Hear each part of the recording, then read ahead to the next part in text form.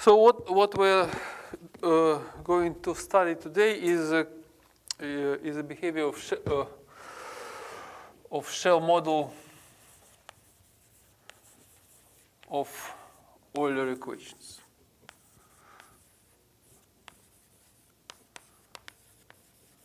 So let's see how it works. So I will briefly recall how we constructed the model. So we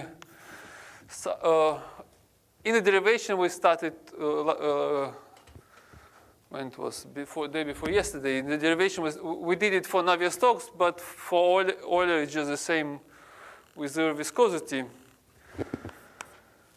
And so just recall you how it was done. So we put all these terms to the right-hand side. It was like this, right? Plus incompressibility. And in order to create a shell model, we take a Fourier transform. So we take Fourier transform. So u of x goes to uk, where k is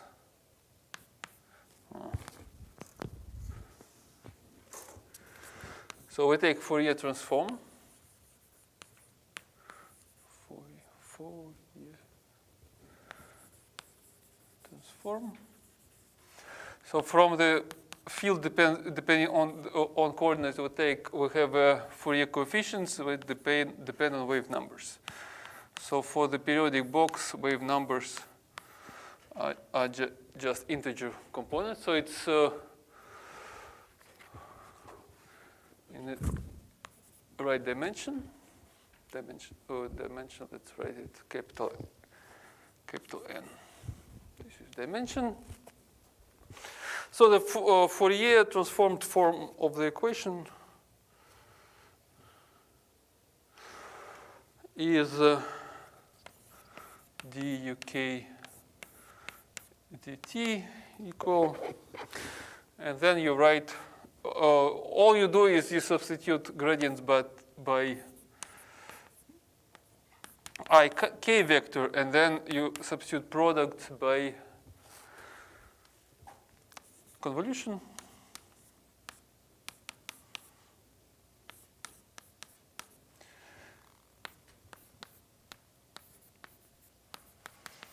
So you get Euler equation in Fourier representation, and now you recall that this term is quadratic. This term is quadratic in U. So it's quadratic in components, including the pressure, because pressure you can remember there is a trick how to recover pressure. It still will be quadratic in U. And first order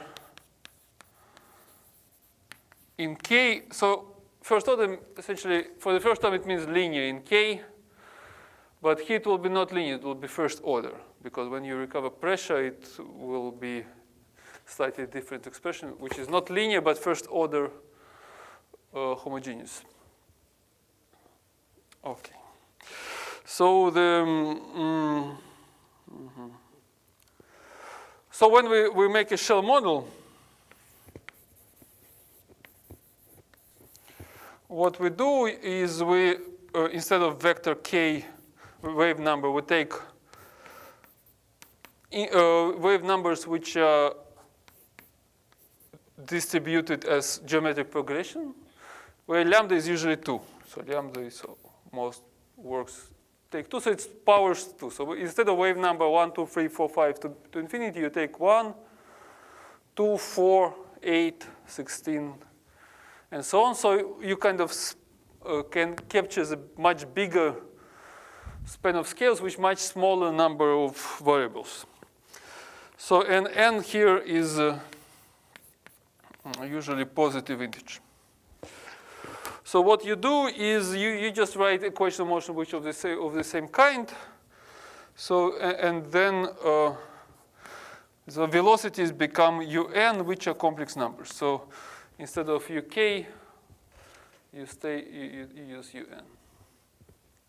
which are just simple complex numbers. So the shell model is formulated as differential equation. So the right-hand side is Bn, so it depends on u. That's it. So that's a shell model equation. And essentially what important what is B. So this B, so Bn by definition, so we will take the one of the shell models, which is Sabra model.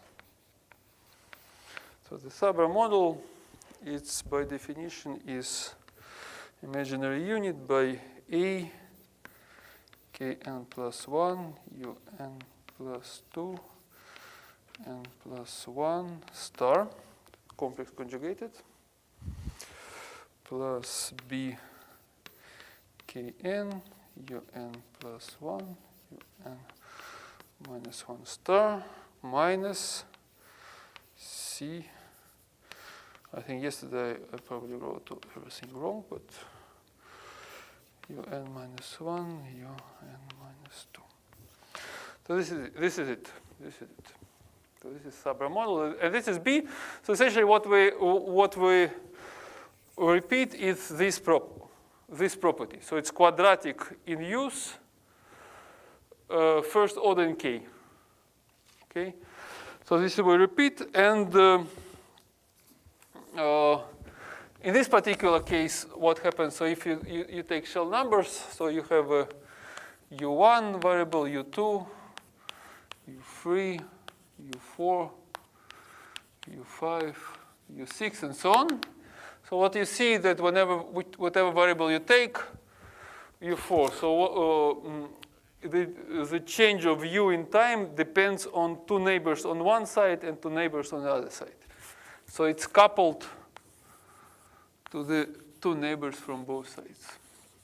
So this is a question. So essentially, you have an infinite number of equations where each variable at each equation is coupled nonlinearly to two neighbors from both sides.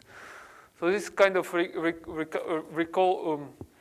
recalls a nonlinear oscillator, infinite number of kind of the chain of nonlinear oscillators connected to each other. You can think like one-dimensional crystal. So this is done in a special way. So the coefficients are chosen. So A plus, so usually we take A equal 1. So coefficients. So A we take always 1 because it's just can be done by change of variables. Then we conserve energy.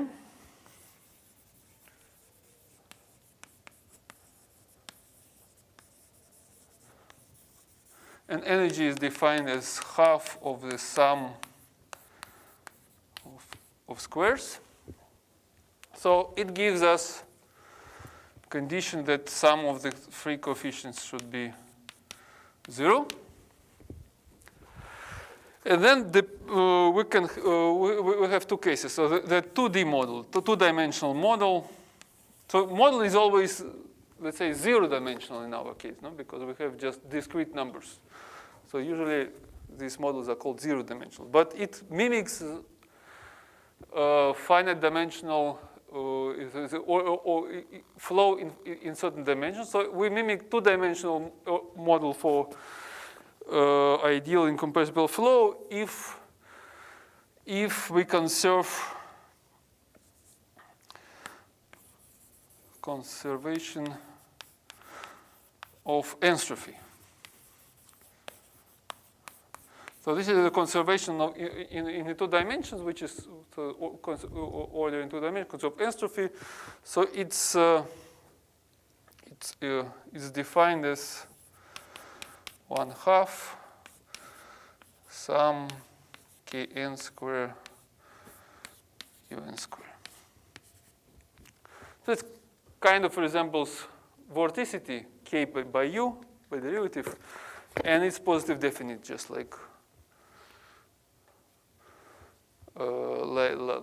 entropy. So in this is the case where So this is a case where in this case, A, B, C, the three coefficients are uniquely defined. So in the case lambda equal 2, these numbers are 1,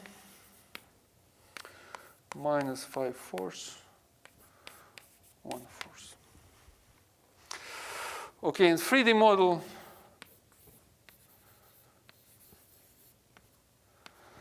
we, instead of conserving entropy, we conserve helicity. So this is distinction between the two dimensions, 3 dimensions are different conservation laws. So we conserve helicity.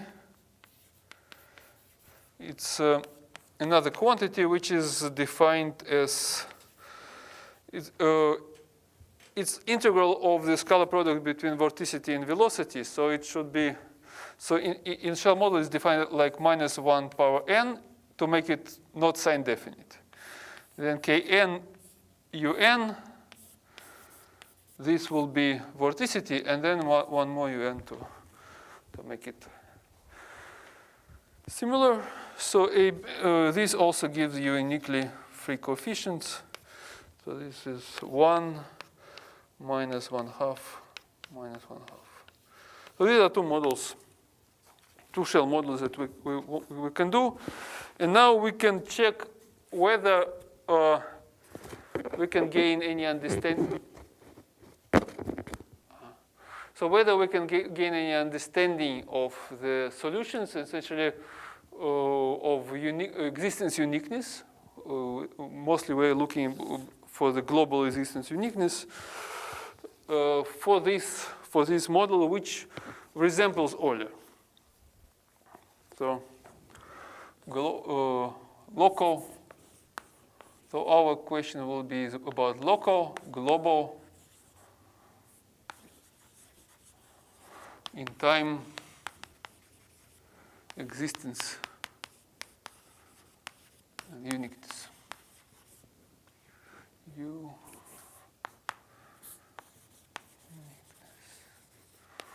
Of solutions.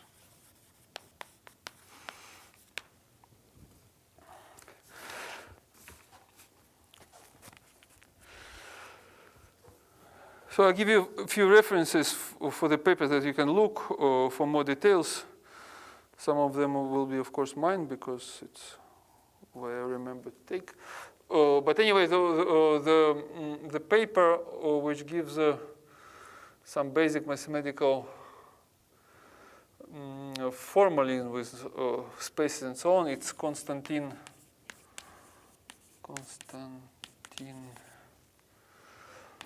Levant TT. So this is the physical review.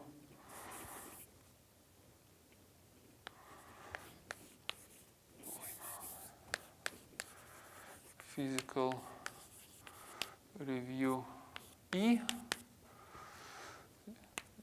Just in Scholar you find it immediately. So 2007. Then there is paper which is older. So this is about spaces. The other paper will be about blow up. This is first paper where this blow up analysis appeared that I will be talking today. Dombre Gilson. And it is in Physica D. It's about nonlinear phenomena. This is 198. And the way I describe it is more following my own work. So it's Mailybaev. And that's this I can give you. So physical review E. 2012 and nonlinearity 2016. So these are references that you can take a look for more details. So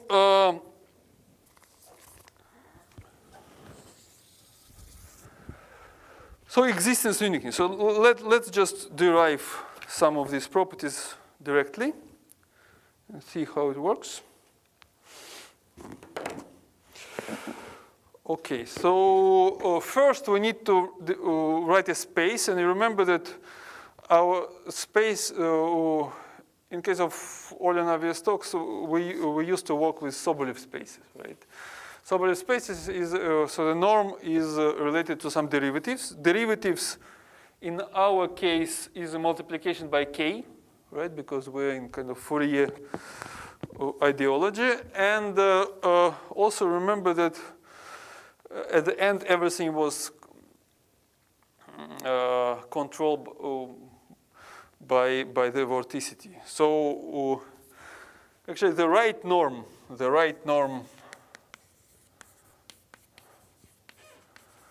to choose for the shell model is related to the entropy. So we take entropy. We just remember it's 1/2 n kn square un square, and we just say that it's by definition the square norm of the state divided by 2. So if U is our collection of variables,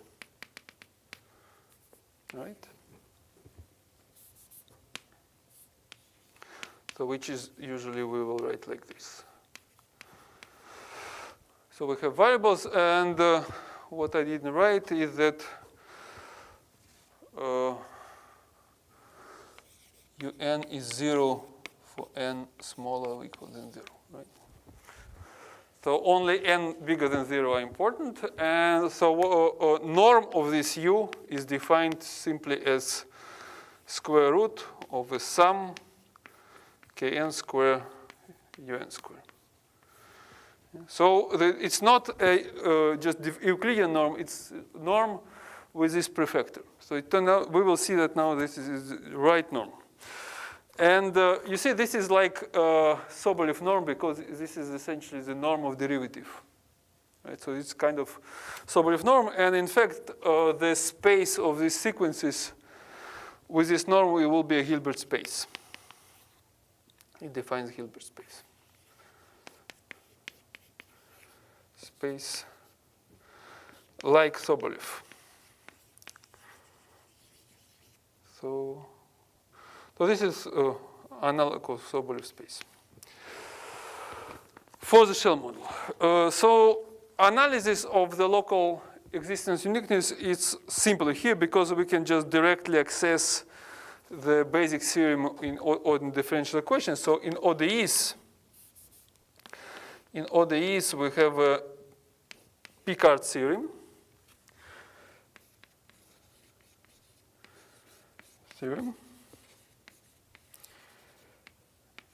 It's for usually for usual ODEs, but it also works for the Hilbert space, Banach space, and so on. So we just simply tell that if you have an ordinary differential equation with initial condition, then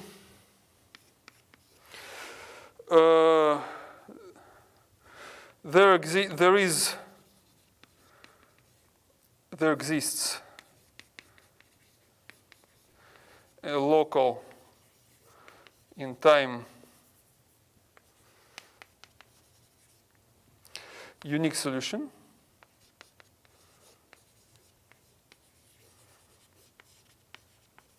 if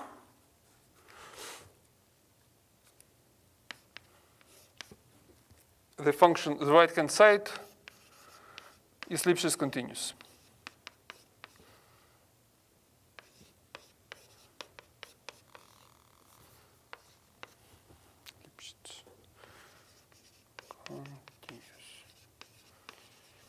So the right-hand side should be Lipschitz continuous. If it's Lipschitz continuous, locally we have solution and it's unique. So Lipschitz condition, so what means Lipschitz continuity? So Lipschitz, it is Lipschitz continuity means that the function satisfies the Lipschitz condition. And Lipschitz condition is that the norm of the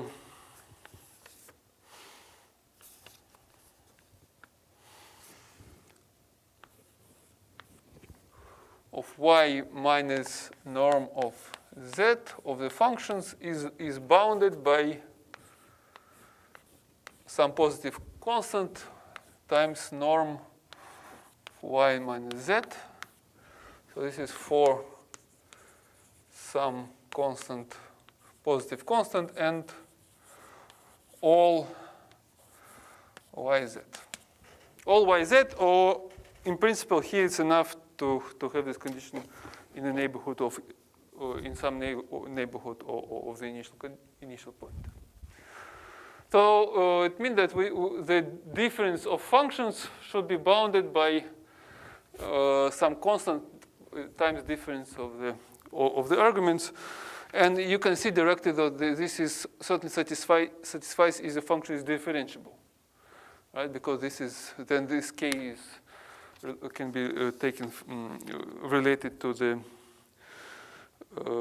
can be taken just 2 times derivative, and it already works. But it's not necessary that it's differentiable. It's just a condition which tells that f is certainly continuous, and it's kind of in the style of being differentiable function. Okay, so what we need is we need to check. We just should verify that. We will just verify we will verify the Lipschitz condition for our system. So our shell model can be written as d. So remember, so we have u is our state, is a collection of all shell speeds, right? And you can also write the right-hand side in the same way. So b of u will be collection of all right-hand sides. So then the shell model can be written just like usual ODE, du dt equal b of u. And we have a norm. Norm is given by the square root of entropy. So we need to check the Lipschitz condition. It means that norm of bu minus norm bv for 2 different states should be less or equal than some constant by the difference between u and v. So let's just verify this condition. So there's a condition that we're going to verify. How you verify? You just do it directly. So how to verify? We do this for a particular form of b. So we take b of u. So remember, bn of u is a quadratic function in u and linear in k. So we take the simplest form, kn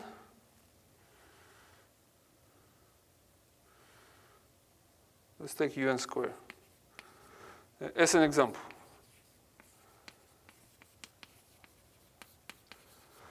So as an example, because all of the terms have this form, kn by the product of 2. So different kn or different products you can treat rather similarly, just using these some inequalities. And the fact that there are some of them in a norm, it also doesn't matter because you have triangle inequality. So you can control. So essentially, if you show it for one term, it's clear how to show it for others, for the initial model in principle of this type. So okay, so in that case, we have to compute the difference. So the difference will be kn square un square minus kn square vn square. This is kn square. And then the difference you can take as sum times difference. Okay. And then we compute norm. So let's compute square of the norm. just for not taking the square root. So we take square of the norm. It will be sum of the squares of these quantities, right? So we take sum of the square, kn square first. And then we should take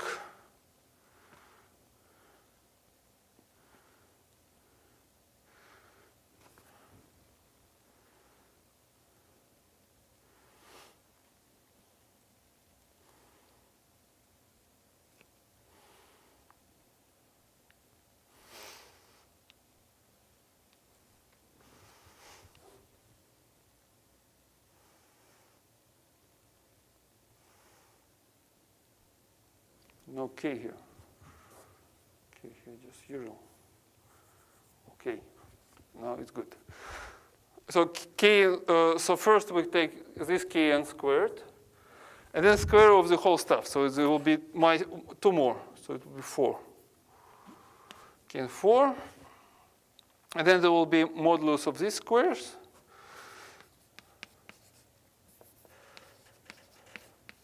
And modulus of different square. Right? Okay, so this can be bounded by something much bigger. So what we can do is we can bound it by, we can split into two sums. The first sum, to each sum we give half of this k4, and then we take un plus vn square. And the second sum will be the same square and the difference.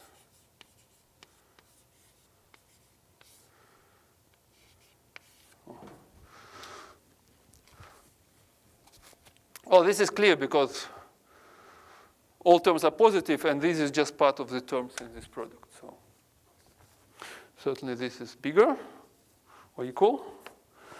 And then remember that these are already norms. So the first is a norm of this sum, and the second is squared, is a norm of the difference squared.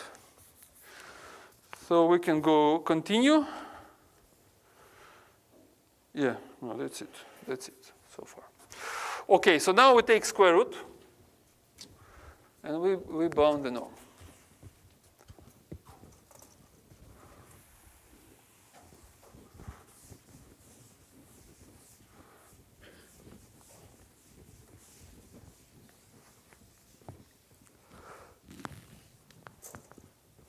Take a square root, so what we get is bu minus bv. This sobre norm is smaller or equal than u plus v norm, u minus v norm. So now we can use this triangle inequality for the first. So it will be u norm plus v norm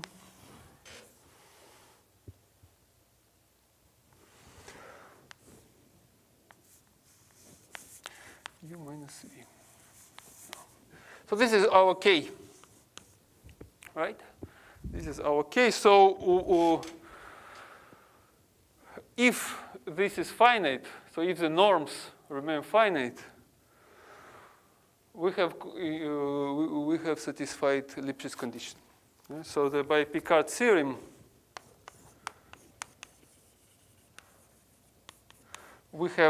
there is unique solution as long as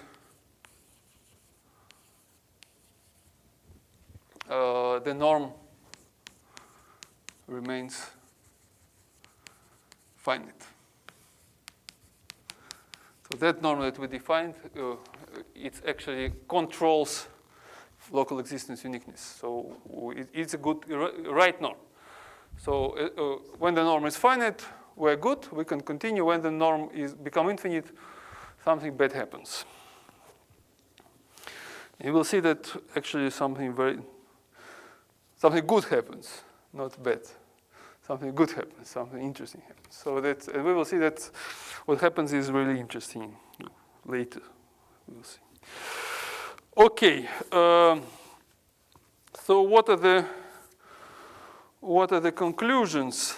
So the first conclusions. Conclusions are quite similar to the normal Euler. So 2 dimensions. 2D model. So we have entropy is conserved, right? So the for 2D model is conclusions. For 2D model, entropy, which is norm squared over 2, is conserved.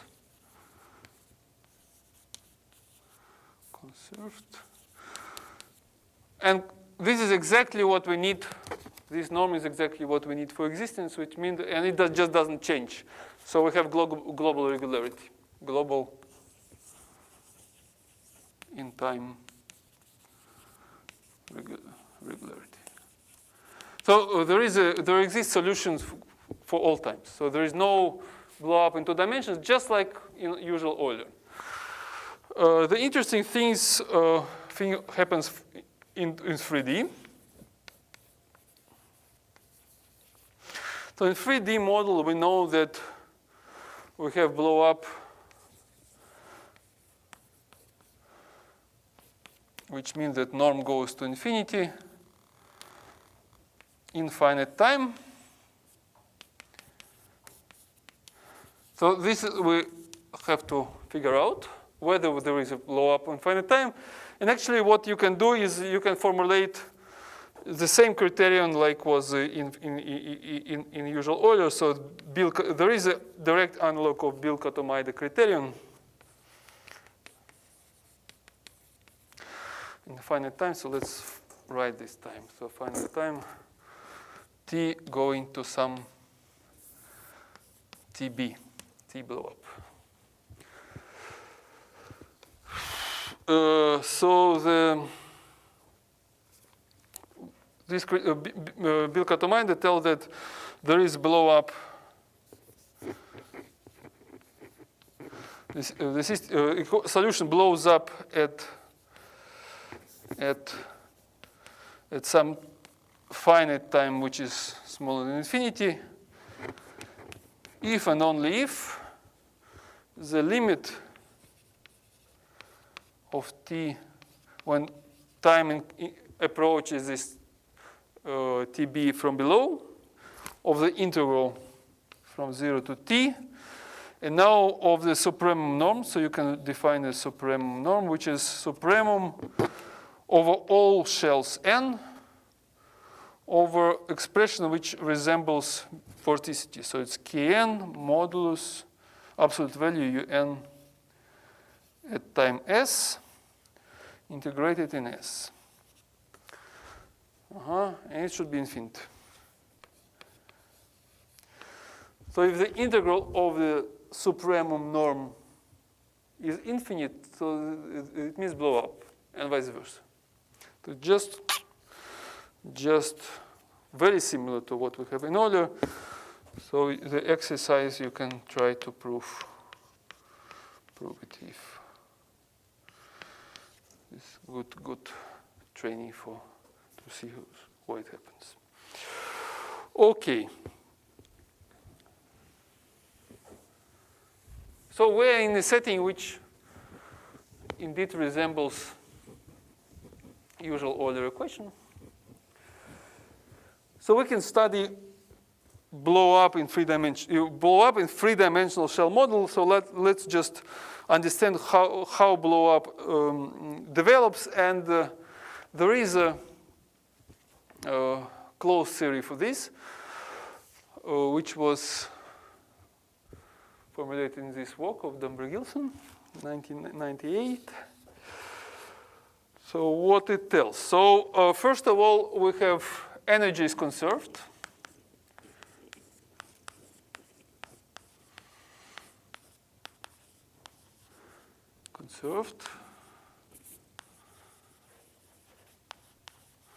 So energy is conserved, which means that all components are bounded. So all components are bounded. So each component, you can see, it's smaller than square root of 2 integers. All right, so you cannot have anything go. There will be no component going to infinity whatsoever. So you cannot have any infinity in component sense. But so blow up. So what must happen? Must happen. But at the same time, you see, so what should happen is that either norm which kn un, or this supreme kn un. So what should happen is that un should develop at large n, such that when multiplied by kn, which is large, it gives infinity. So what should happen is that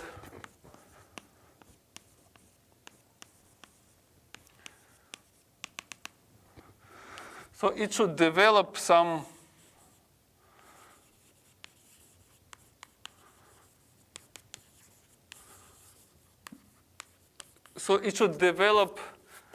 higher values of un at larger shells, such that kn un goes to infinity as for large n. So it's not neither of the components should go to infinity, but the maximum of all of them goes to infinity. So you see, so you can have a maximum component going to infinity without any one going to infinity, because when n getting large, this prefactor goes to infinity. So you can, in principle, have this tendency. We will see that it really happens. Okay. So, okay. So this is what we want to know. So we want to, now if you check un, then you take n. You, for example, give 1, 2, 3, 4, 5, and so on. And you give some initial condition.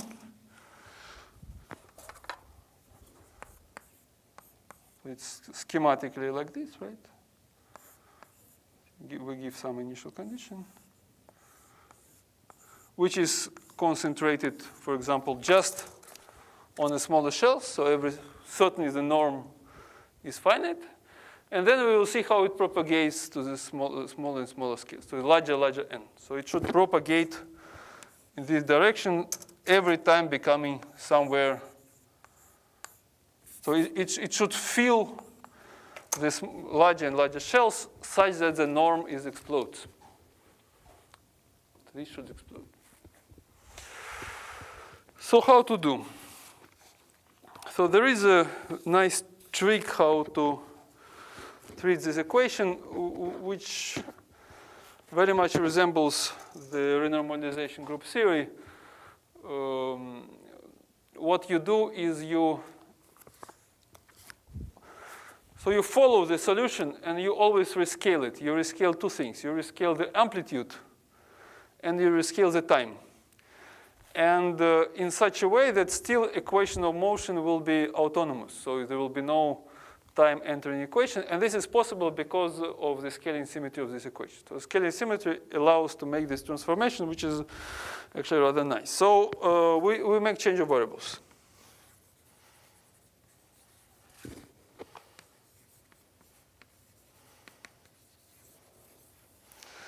The change of variables, and we do it in 2 steps.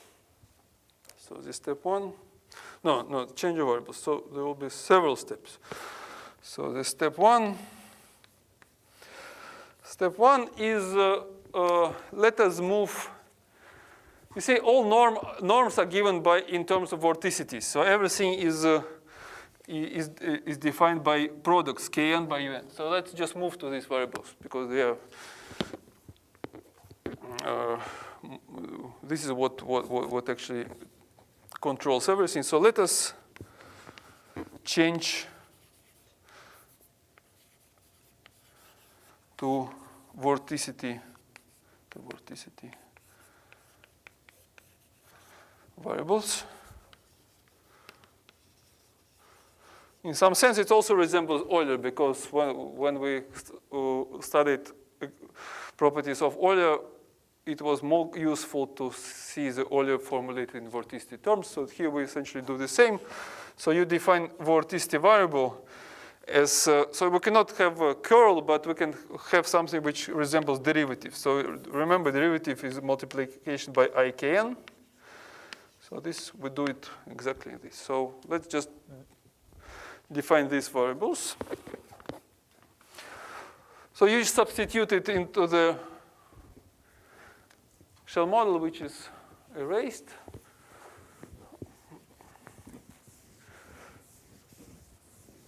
But this is just technical substitution, so you can do it and check that the result will be, so the shell model written in these variables becomes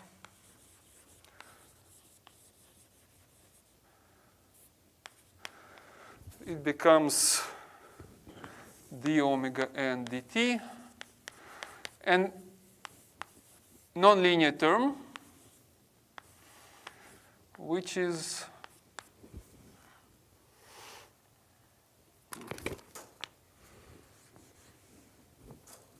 the nonlinear term. So it will be so it's minus 1/4 omega n plus 2 omega n plus 1 star plus 1/2 plus 1 omega minus 1 star.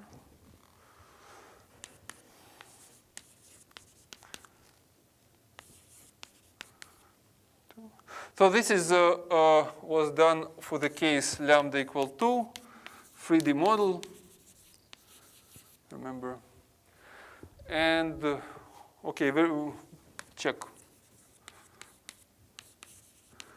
this. So the difference is this I, it canceled I in front of the full term, and then the fact that we put Kn also removed Kn from equation.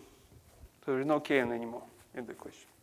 So the equation became somewhat better. So this is now really oscillators, or sequence of oscillators with nonlinear interaction, which is uniform. So it's the same interaction at every n.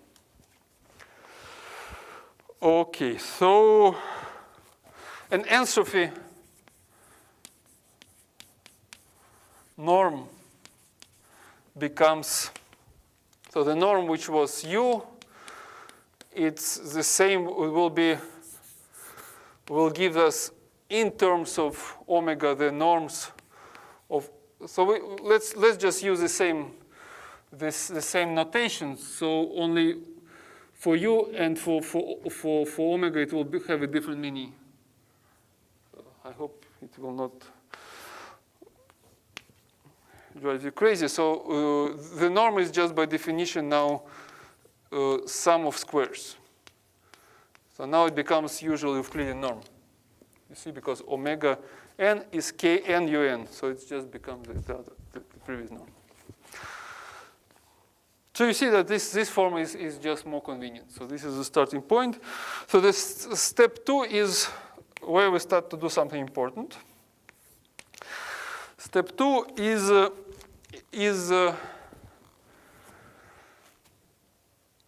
the following. So a norm is what determines existence in uniqueness. So the norm is what controls everything.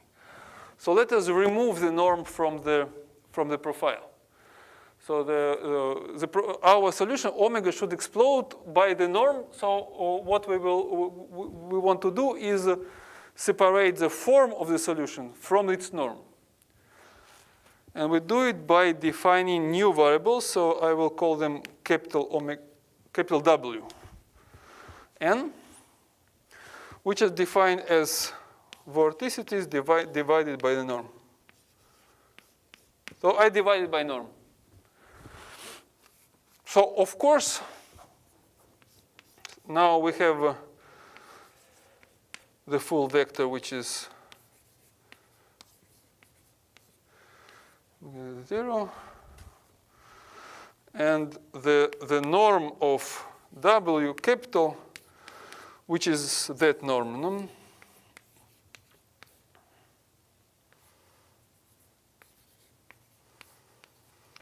It's just 1. So now if I do it at all times, all norm doesn't change. So we have new variables for which norm is always kept constant. So now what we need to do is to write equations. So the equation for Wn.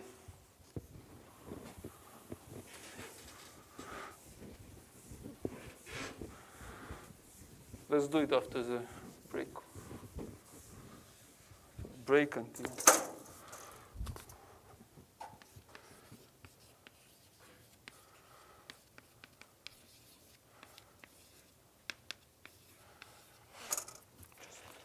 Relax. If there are questions, write it on that web page. You all can also comment on YouTube. I open YouTube comments.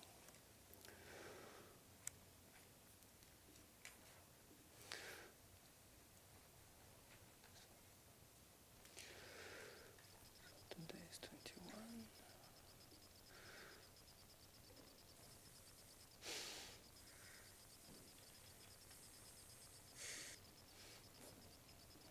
YouTube, it's difficult. Okay, so break.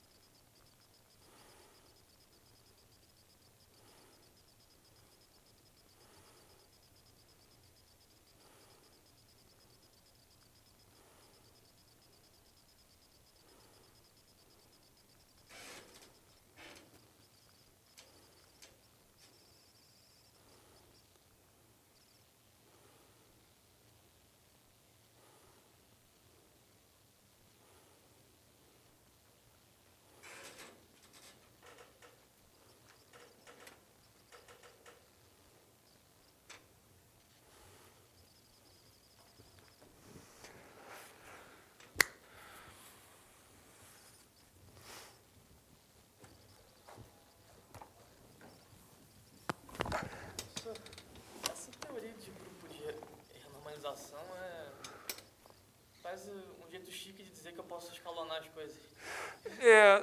De fato, um pouquinho. Em muitos casos, sim. Tem vários aspectos. Um aspecto que você substitui evolução. Evolução tem a ver com grupo de translações em tempo. Então, evoluir o sistema é simplesmente aplicar o operador de translação de tempo que simetriza a equação. Então, a translação em tempo está dando solução em outros tempos diferentes. Mas você pode, em vez de usar essa simetria, você pode usar outra simetria. Você pode usar a simetria de mudar a escala no tempo, que também vai mudar o tempo, mas também vai mudar outras propriedades.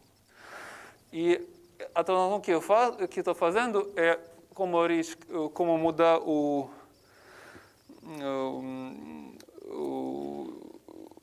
como reescrever a evolução do tempo em translação para a evolução em tempo e mudança de escala de tempo, que mudando um tipo de grupo para outro.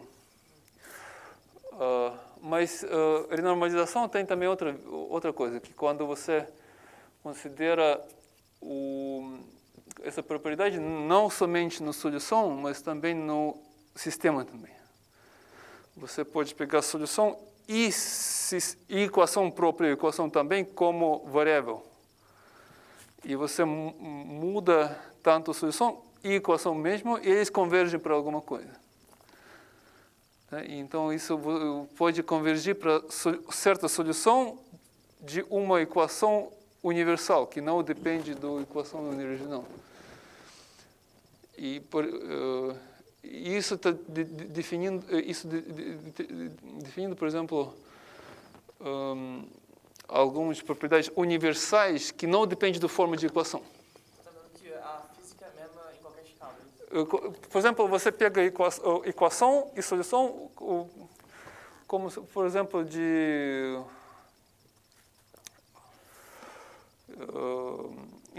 em phase transitions. Você tem sistema e tem uma certa propriedade. E você faz o escalamento nesse sistema que, quando você reescala, você tem outro sistema, porque você reescalou. E isso é operador que muda tanto o sistema juntos com a solução. E, aparentemente, essa transformação tem ponto fixo, estável. Que, no limite, você chega na pequena escala, mas também, juntos, como chegando na pequena escala, você transforma o sistema para alguma coisa que universal, que não depende do sistema original. E isso quer dizer que, quando você olha para as propriedades microscópicas, a propriedade microscópica não depende do sistema, porque eles estão definidos pelo sistema no ponto fixo. Então, em algum sentido, mudar variáveis, mas não é sempre tão simples. Não? Inclusive, tem nos sistemas dinâmicos, você talvez não tinha isso, tem bifurcação de period doubling cascade. É quando você tem, when you have a period doubling accumulated infinitely many times at a certain point. So again, you make a rescaling of you cannot study it by just studying solution. You have to transform solution and system. And when you do it, you converge to fixed point. And fixed point is a solution and a fixed solution and a fixed system. So this fixed system and fixed solution gives a property of any system which was in the beginning. So the property which does not depend on a system. You see, it's not only typical for the solution, it's also typical for all kinds of systems. So so it's a trick which you not apply just to solutions. You also apply it in the space of systems. So you kind of write a dynamical system in the space of systems.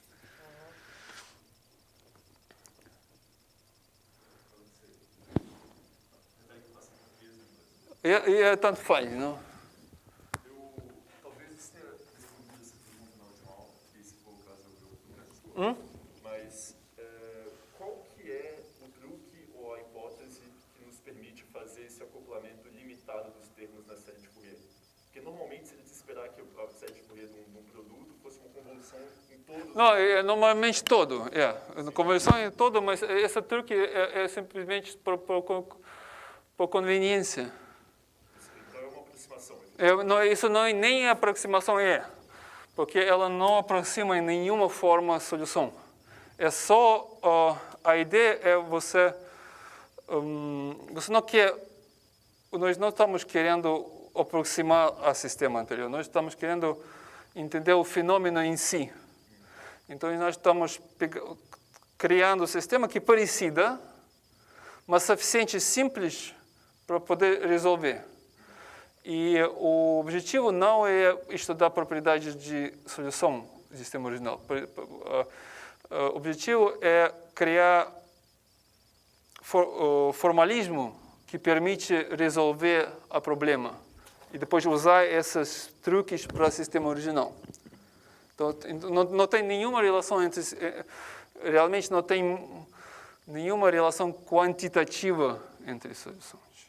Mas provavelmente tem algo qualitativamente parecido e o que você consegue desenvolver aqui, depois você pode tentar lá. Então, o que faz com que essa convolução da não linearidade, como está no domínio de Fourier, não é limitada para a direita e para a esquerda, é que, na verdade, nós estamos atuando num outro espaço no qual Sim. a função de Fourier tem um repetido. Sim.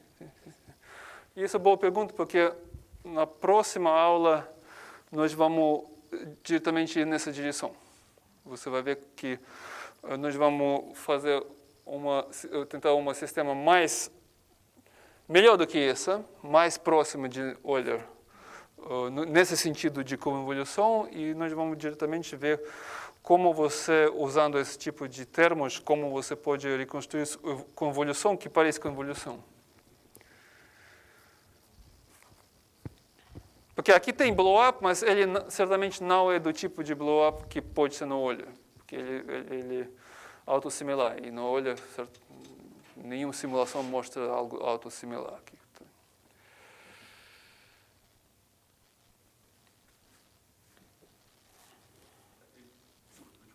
Por que se chama shell model? Shell model porque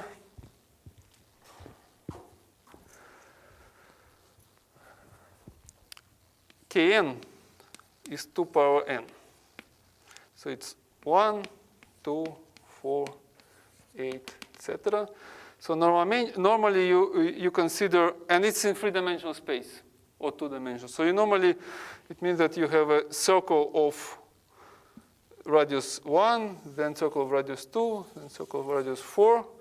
And to each of these spheres, you put a single variable.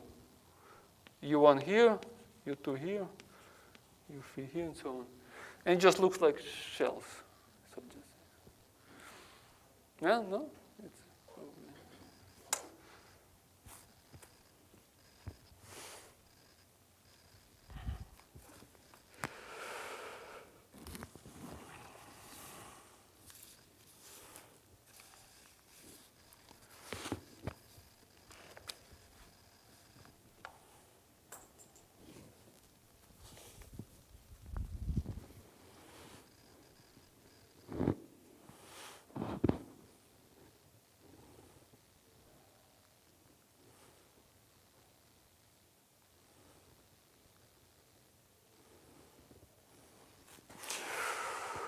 Okay, so coffee, no? I just take coffee.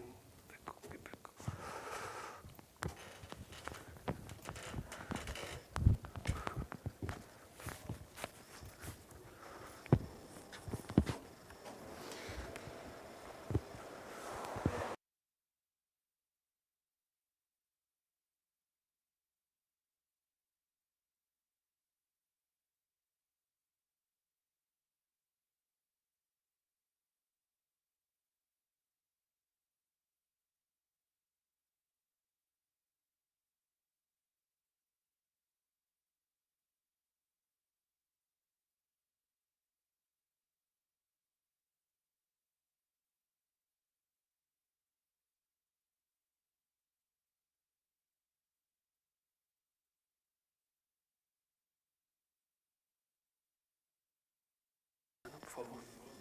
Já começamos? Okay, so let's continue. Huh?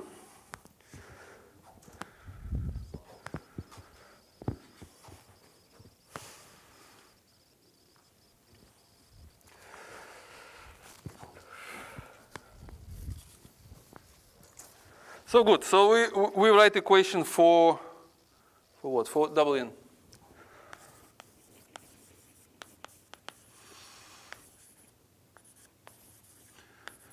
For double n. Okay, so we essentially just differentiate this quantity in time.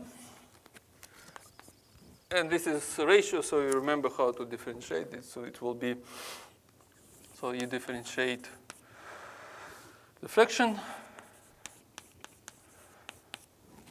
So you first differentiate the upper part.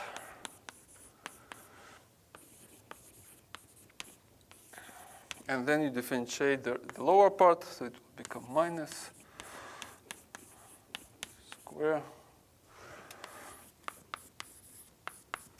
dt.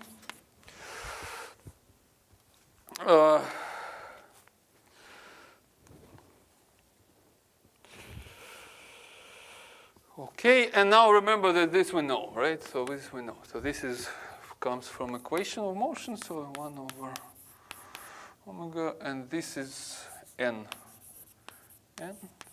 This comes from equation of motion, which is where? Which is here. And minus. And what will be here is. And here there is, okay. So far it's fine.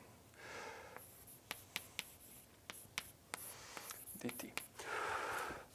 So next, what we want to write the right-hand part in terms of the same variable, big W. And remember that that n is quadratic. So this is it is quadratic. Which means that you can divide by the norm inside the. So you can divide by the norm, but then you have to multiply by square root. So you can do like this, right? And there will be, so what it will be one norm goes up,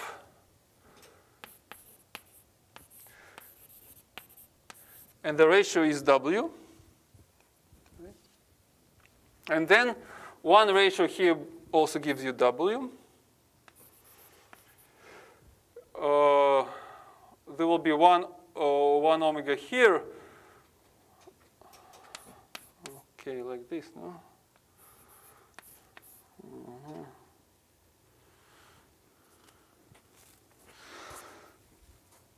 dt. So you see that what is disturbing is this prefactor. We cannot get rid of it, but we can put it below to the time and redefine the time. So this is the last step of the transformation, step 3. So we redefine time. So we use a time which will now be the solution dependent. So we change time according to the dynamics of the solution. And you see, so if W goes below, so this norm by dt should be called should be a new time. dt, or if you want full formula, so it will be integration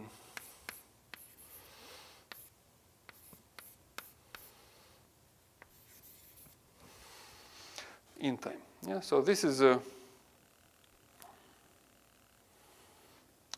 formula. So we define a new time, which means that we can just divide both sides. So here we put tau, and here we divide everything by omega. So what will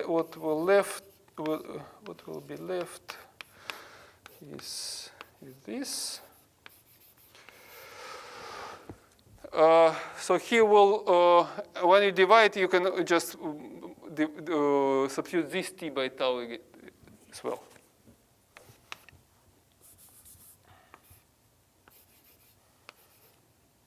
So here will be 1 over omega d. Now let's just keep it like this. So it will be square dt. Keep it like this. And let's call all of this A. So this will write as n w minus a wn. So now let's find out what a is. So now what's left is to show that a is actually a function of W capital as well. So this will close the derivation. So a, so we defined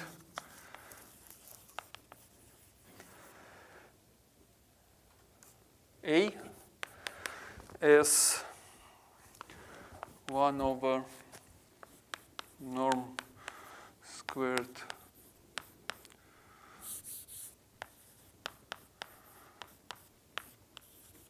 dt. Or actually, you can remember that this is tau, right? So it's also 1 over omega d norm d tau. Or you can, in principle, put this omega inside, so it will give you d log norm d tau. So this is the definition of A. And we compute it through this formula. So A is computing through this formula. We will use explicit formula for the norm, which is better to use for the square. So let's put one of the omegas inside. So what will be is will be 1/2.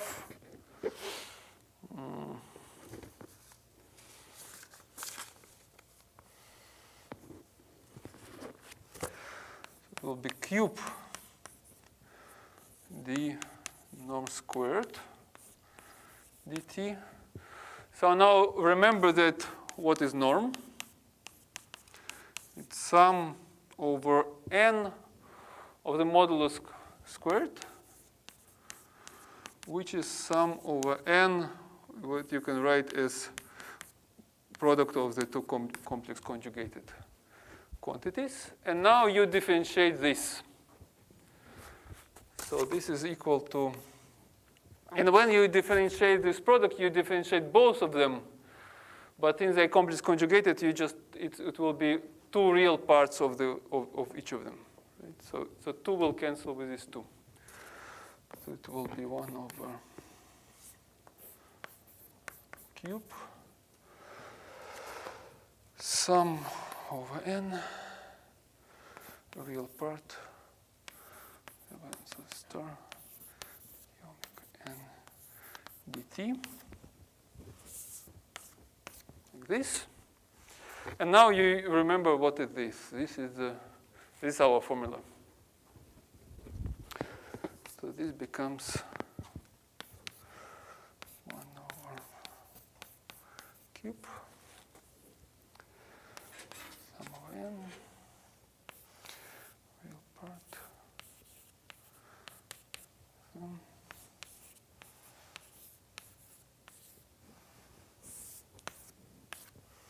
Good. And now you can put the norm inside, because when you differentiate this by norm, this becomes doubly capital, and the other two will enter inside this one. So we found that A is sum of n of the real parts, capital Wn, by nonlinear term of the capital. So function of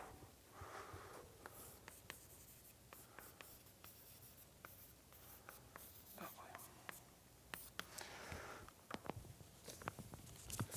So these two formulas gives us the rescaled system. Let's write it again.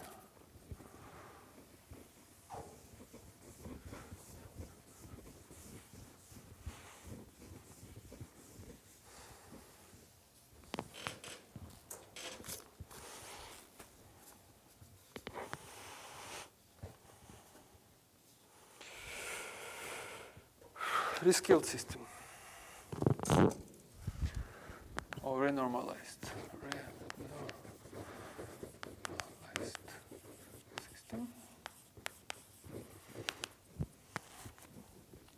is dwn dt and w. So the same nonlinear term minus awn, where this a is sum over n, real part, n star, n double. So, closed equation.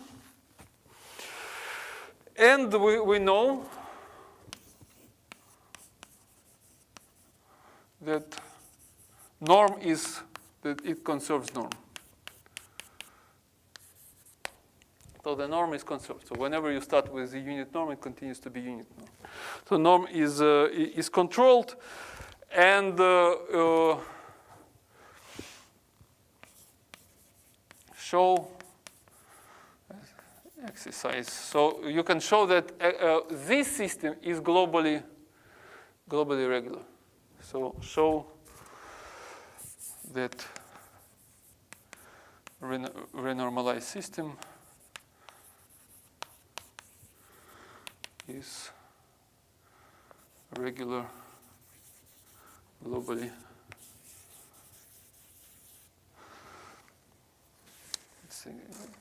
So has global in time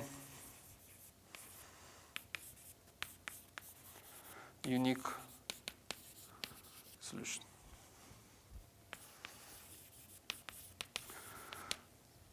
Just verify the Lipschitz condition.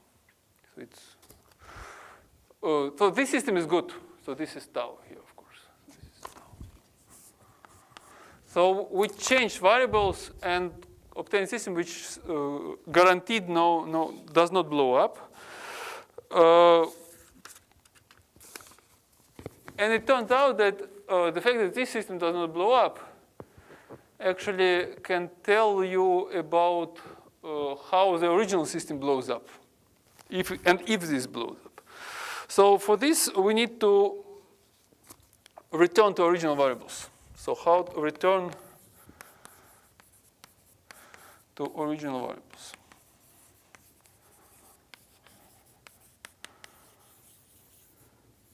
So up to now, what we did, we changed variables such that from the original system, which was that we suspected is not good, we came to the system with guaranteed good.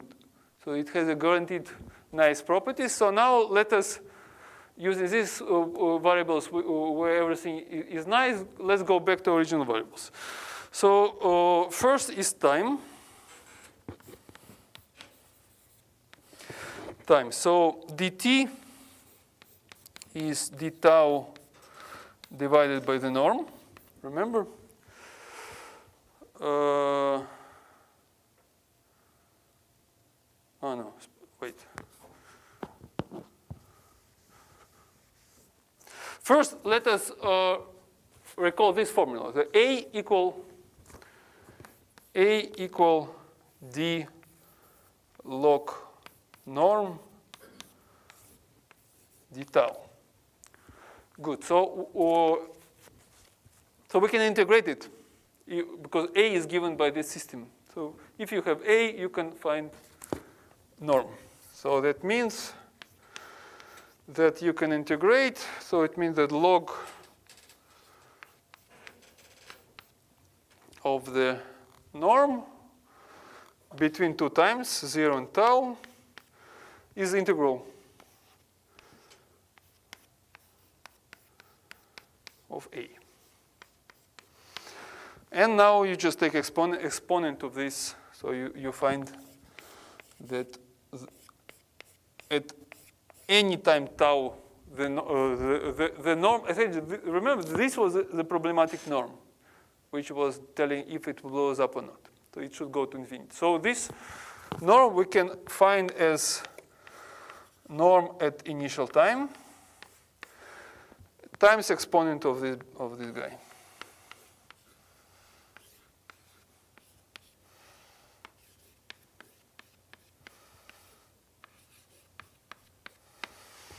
And you already see that the original system is defined for any time. So if the integral diverges, then we may have something bad. But more important is not this term, but how it affects the original time.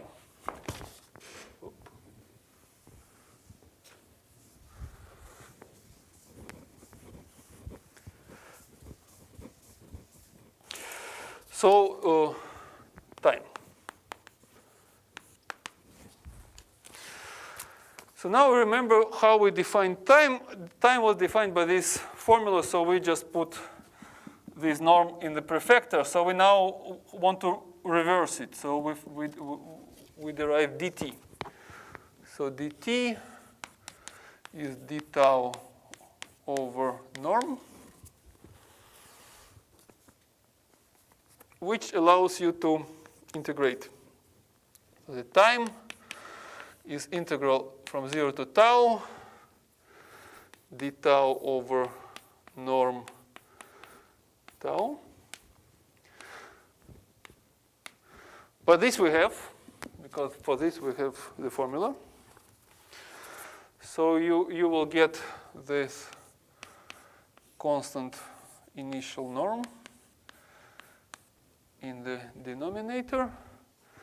And then there will be integral from 0 to tau of this exponent with minus, right? So exponent with minus integral from 0 to tau prime, a tau to tau prime, d tau prime. So this is a formula for time. So this is time. So what you can see is, for example, if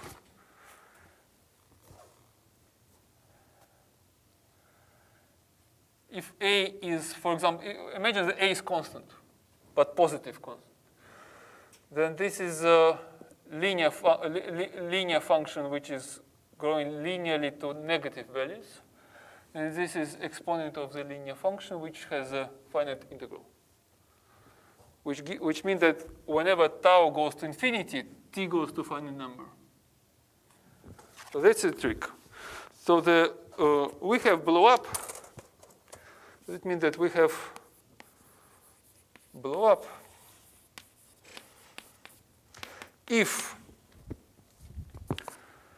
the integral converges to a finite number, if tb, which is defined as this expression but taken at infinity,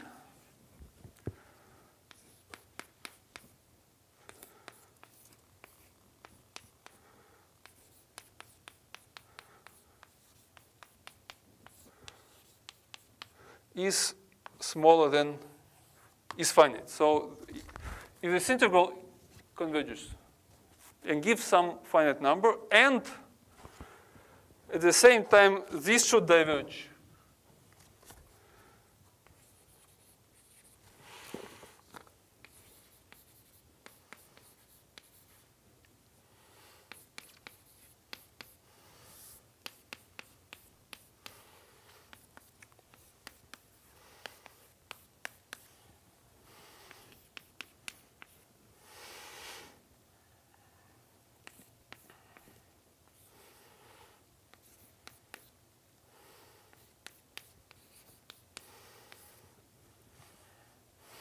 equal infinity, which is just mean that this integral should be infinite.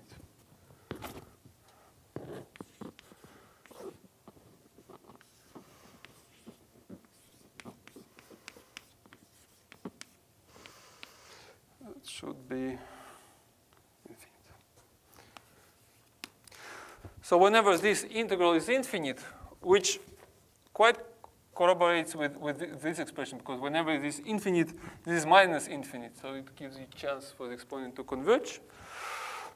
So whenever, then we have blow up, because why? Because when tau in our rescale system goes to infinity, original time converges to some finite number, and the norm diverges. So it's exactly the criterion for the blow-up original system. So blow-up original system was when happened when the norm goes to infinity at time goes to finite number. So it's exactly the blow-up.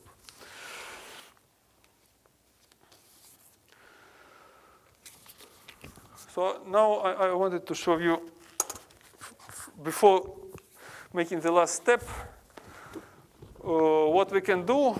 And essentially, there are no exact proofs of what happens in this system, though it's absolutely clear what happens from numerical simulations. There is no exact rigorous proofs, but to a good extent, you understand everything. So let us make numerical simulation of the system, which is easy because it's very well behaved. And from the numerical simulation, we understand what happens here. So we just recover the right guess for the solution which occurs. So I need to project. So now we use projector.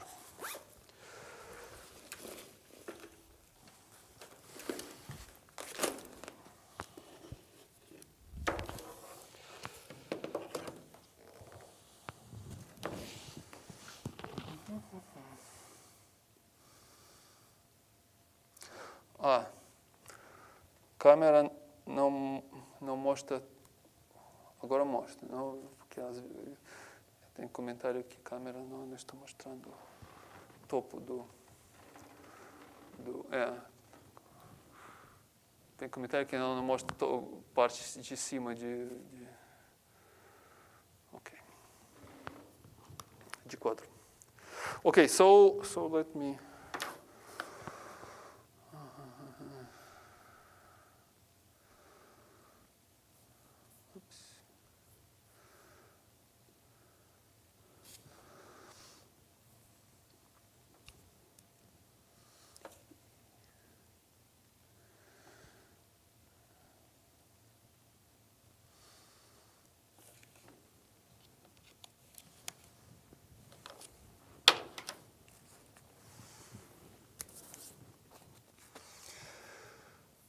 So I did small simulations today, which worked.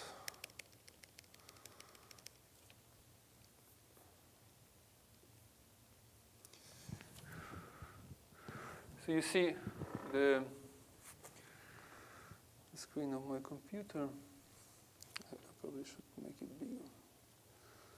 It doesn't work to make it bigger.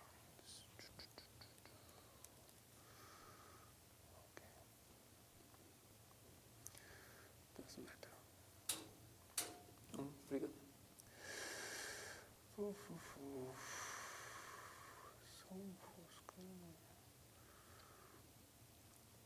Can you see? Yeah, okay. So there are essentially two functions here. I don't know what does this mean. So two functions. One is the right-hand side. One is the right-hand side of this equation. So you see that this. So I'm writing a code which is where I pass W. Then we have to find two integrals. So I also integrate this, just writing it as a differential equation. And also I want to integrate the bigger integral, because this is the integral of the first one. So you write these two integrals as differential equations. So this is what you can see here. So this is the vector which contains the full vector, the first integral, the second integral. And then I just define the three vectors, which is n plus 1, n plus 2, n minus 1, and minus 2. Then I compute n in a single step. So this n here. Then I compute a, which is the next line. And then I construct the right-hand side of the differential equation. So n minus aw is the first. Then in order to, I want to take the integral. So it's a, and then I take the second integral. This is exponent of the minus the first integral. So just integrating this differential equation, I find everything what you need. So I take a random initial condition. So just random three first shells are random, 40 shells just to have large range. Take initial condition for U0, then I rescale to have double omega 0, and then I take double capital 0 by dividing by the norm. So just all the steps. And then in a single line, I just integrate the full differential equation, recover the vector, integral, norm, and the second integral gives you time. So I can, by integrating this equation, I then recover time and all the original variables. So I just forgot to write here that how you get original variables. It's omega n by ikn, right? And this is the norm wn ikn. So this is how you get original speeds in terms of the solution of this equation. And this equation is very nicely integrated. Okay, so first I will integrate this equation and show in time how the solution evolves. So this is what you can see here. It's the solution. So you see this is time here. This is time. And it started from some initial condition. And this is this vector of the rescaled system. So you see, the norm is conserved. The norm should be 1. And you will just see what happens. So it started from some initial condition which was random. We know it's regular forever. So let's see what happens.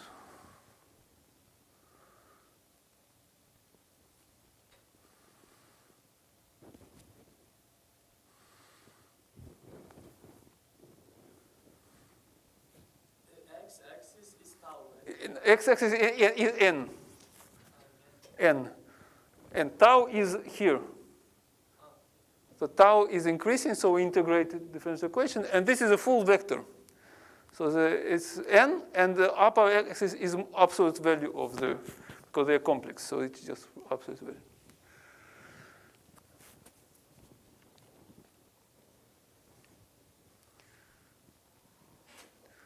So see, after some time, it relaxes to some shape, and the shape just travels.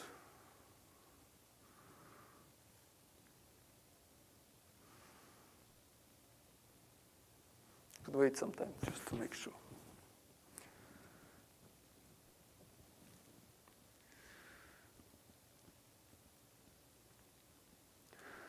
So anyway, you can wait as long as you want. So this will not change anymore. So this means that we have an attractor in the system. We have an attractor, and attractor is a traveling wave. So the wave which travels without changing shape. So this is typical attractor of this system, and this is what happens. And you will see that it seems to be a global, reasonably. Any initial condition you will try in a random way, you will fall to this attractor. Okay, so this is one thing which we checked. I have to stop it. Remember how to stop it. Control C. Okay. So this is one graph. This is a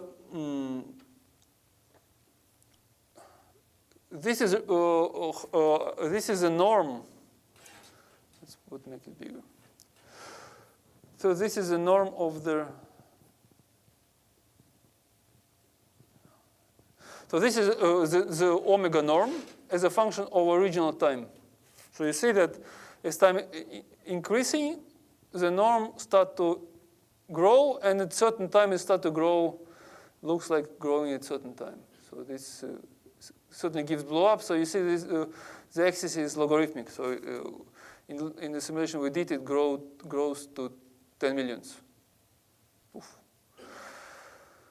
The fact that it's blow up, you can see from this picture, which shows how the original time depends on tau. So you see that, remember that in tau the system is regular, so it can go to any tau. But as we integrate the original time as function of tau, it goes to the constant.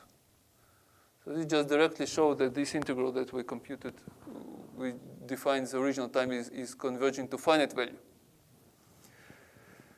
And finally, in order to see that this behavior is indeed gives you the blow up, here what we plotted is 1 over inverse of the norm. And you see the inverse of the norm goes to 0 in a rather linear way. So we have all justification that blow up really happens. So now with this information, we can go back to equations. So let's stop it.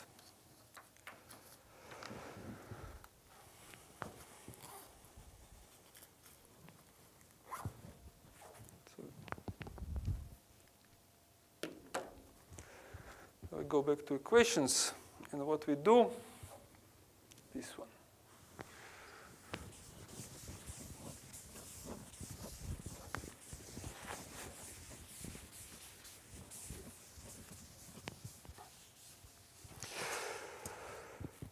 Is we know what is the limiting solution, and we can use it.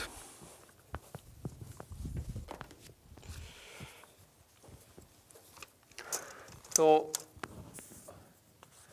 as time goes to infinity, we know that solution approaches the attractor, which is a traveling wave. So it's some shape n minus at.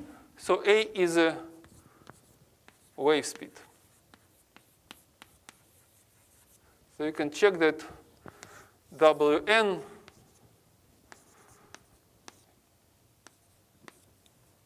there is also, in fact, phase which will change in time, but let's forget about this question. You can also resolve this issue. So what happens is that it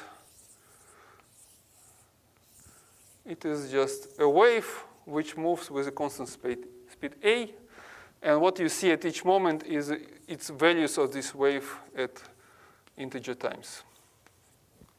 Right. So this is what you see, and if you use it, you can substitute it back. So you have Wn. If you have Wn, you can compute a, because a is written in terms of Wn. If you have a, you can compute what? You can compute norm.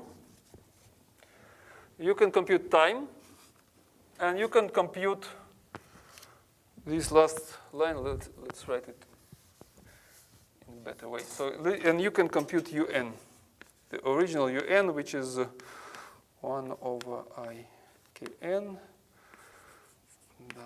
Wn.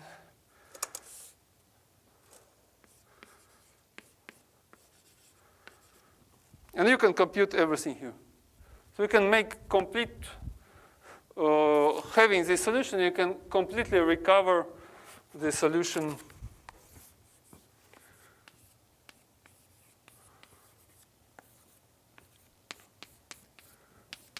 recover the original solution, and it turns out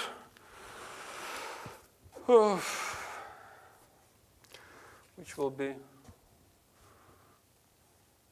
exercise.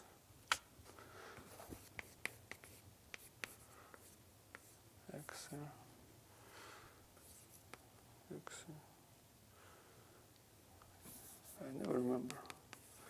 Exercise. No. Exercise. I never remember where C where it is. Okay, so exercise is show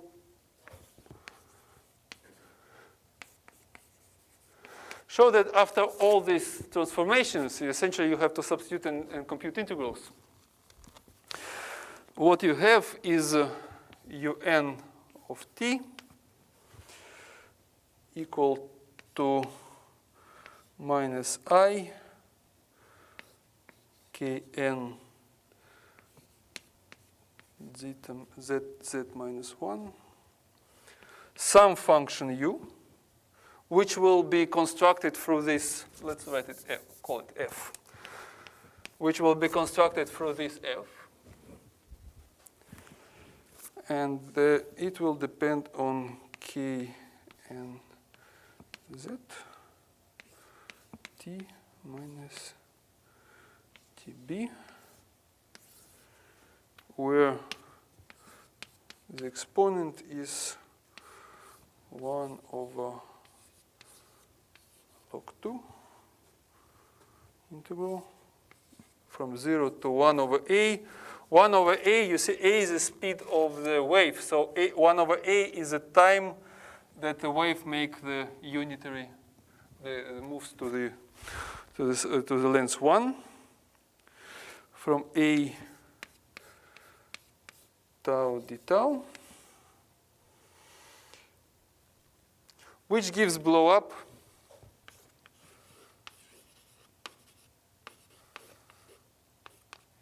if z is positive. Why it gives a blow up if z is positive? Because remember, multiplying by kn, it should become infinite. And you see that if z is positive, multiplying by kn, you kill this minus 1, so it's still growing.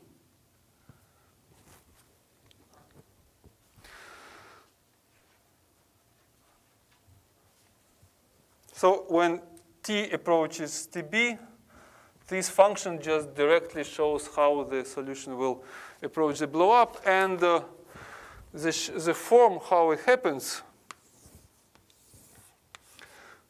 So now I'm drawing time here and original variables un. So how it happens, as I said, that none of the variables blows up. But norm blows up. So what that means? So it means that some first,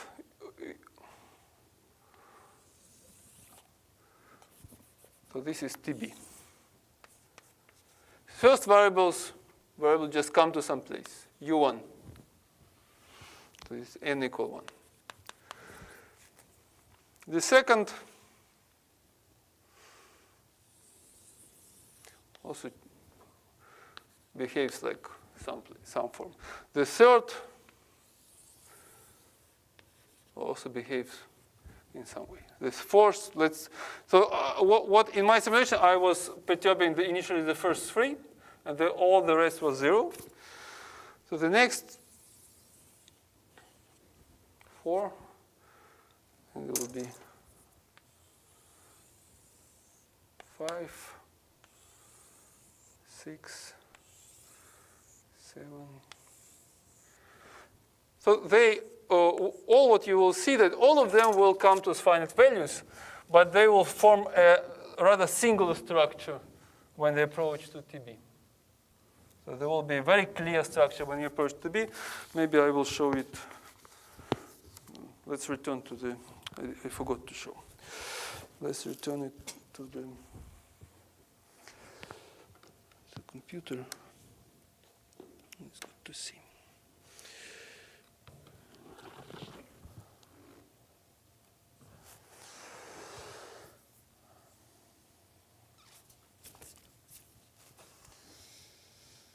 I probably can compute it. So U is what? A norm divided by kn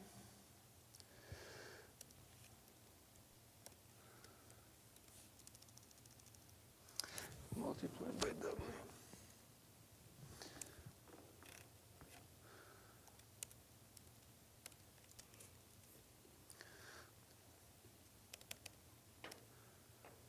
Didn't work. Why?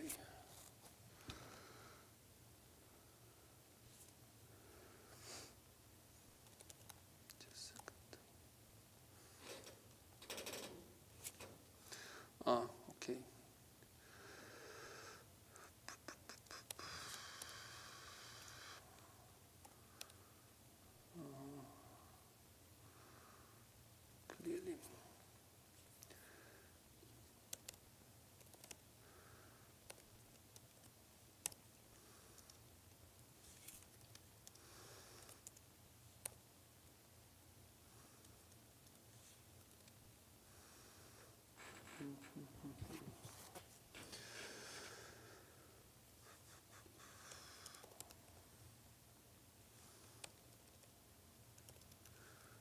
I should go through all times. And then I do it. This.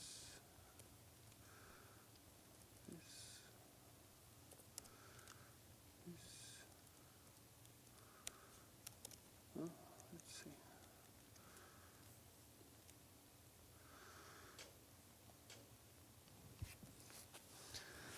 Still no good.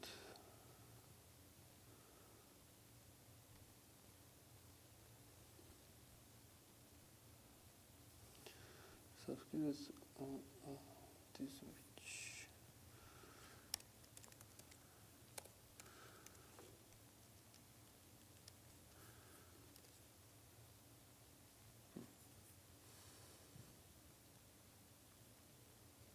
What's up?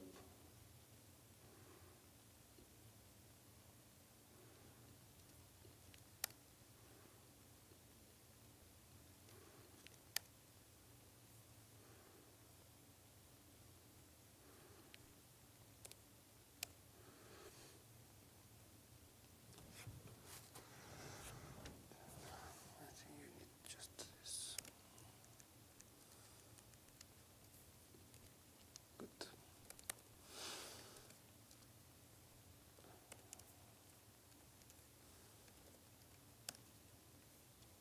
That's a picture.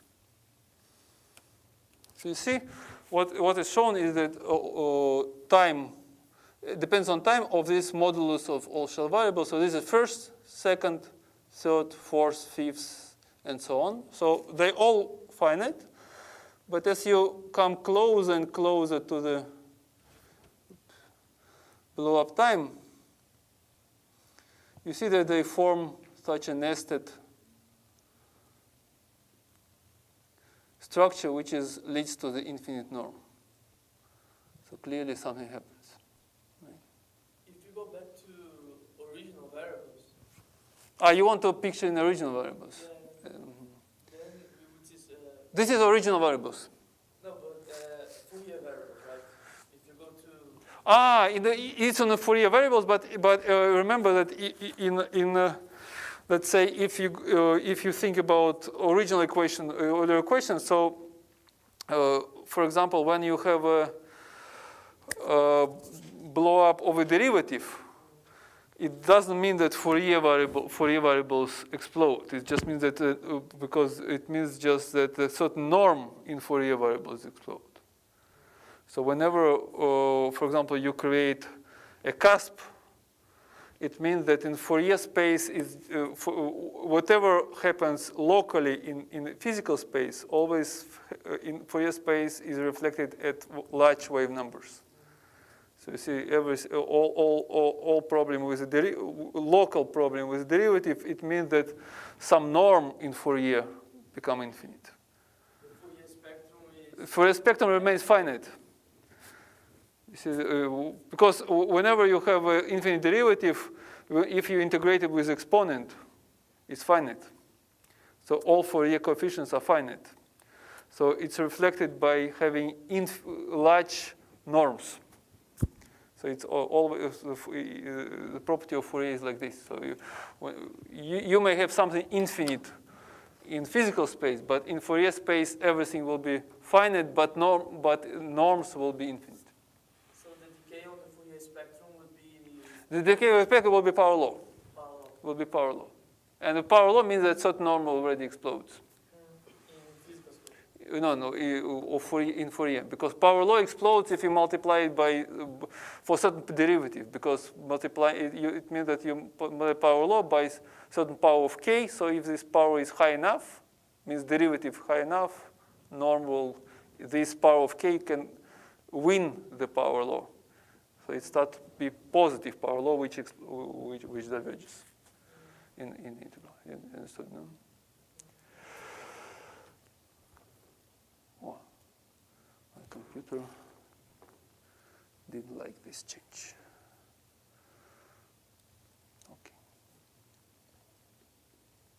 So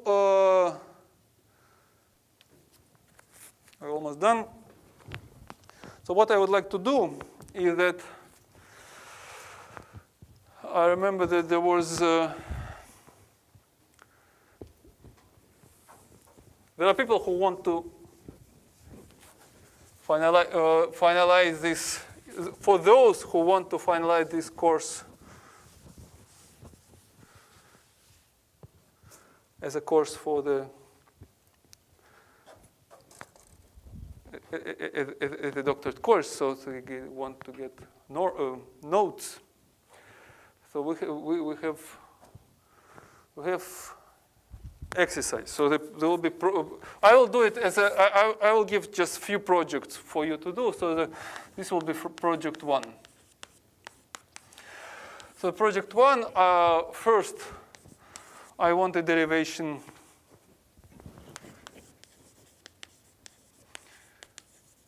of self-similar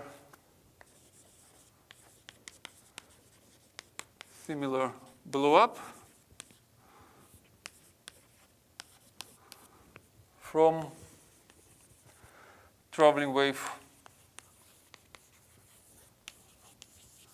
attractor.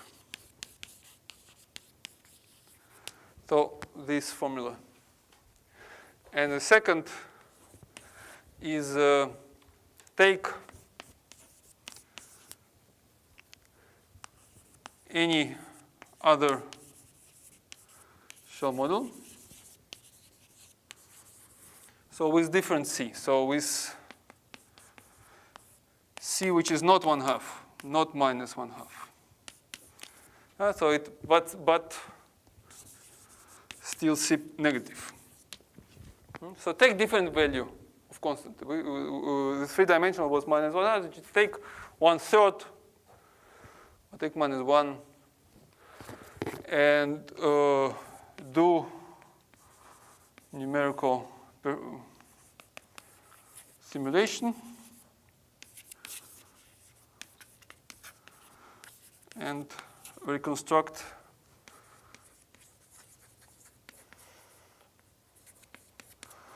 all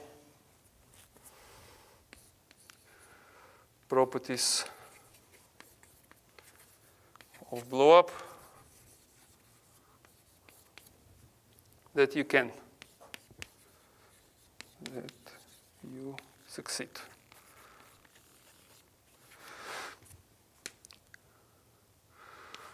Including